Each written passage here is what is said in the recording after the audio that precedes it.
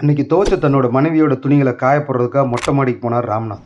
அப்போ பக்கத்து வீட்டு மாடியில் இருந்த சிறுவன் சித்தார்த் ராமநாதனை ஒரு மாதிரியாக பார்க்க, அதை பார்த்த ராமநாதன் வேக வேகமாக துணிகளை காய போட்டு தான் வீட்டுக்குள்ளே போனார்.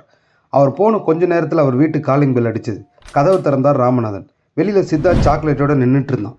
அப்போ சித்தார்த், தாத்தா எனக்கு இன்னைக்கு பர்த்டே, சாக்லேட் எடுத்துக்குங்க அப்படின்னு சொல்ல, ராமநாதன் சந்தோஷமாக சாக்லேட் எடுத்துகிட்டு ஹாப்பி பர்த்டே தம்பி அப்படின்னு சொல்லிட்டு சித்தார்த்து கை கொடுத்தார்.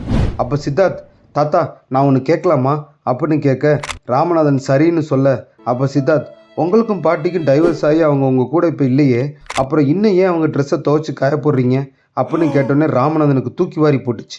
அப்போ ராமநாதன், உனக்கு எப்படி தெரியும்னு கேட்க, அதுக்கு சித்தார்த், இந்த தெருவில் எல்லாத்துக்கும் தெரியும் தாத்தா அப்படின்னு சொன்னதும் உணர்ச்சி வசப்பட்ட ராமநாதன், நான் எவ்வளோ பெரிய கோமாளியாக இருந்திருக்கேன் பார்த்தியா, இந்த வயசில் டைவர்ஸ் ஆயிடுச்சுன்னு சொல்ல ரொம்ப அசிங்கமாகவும் பயமாகவும் இருக்குது தம்பி அப்படின்னு சொல்லிட்டு இருக்கப்பவே அவர் கண்களில் கண்ணீர் வடிய ஆரம்பிச்சிது.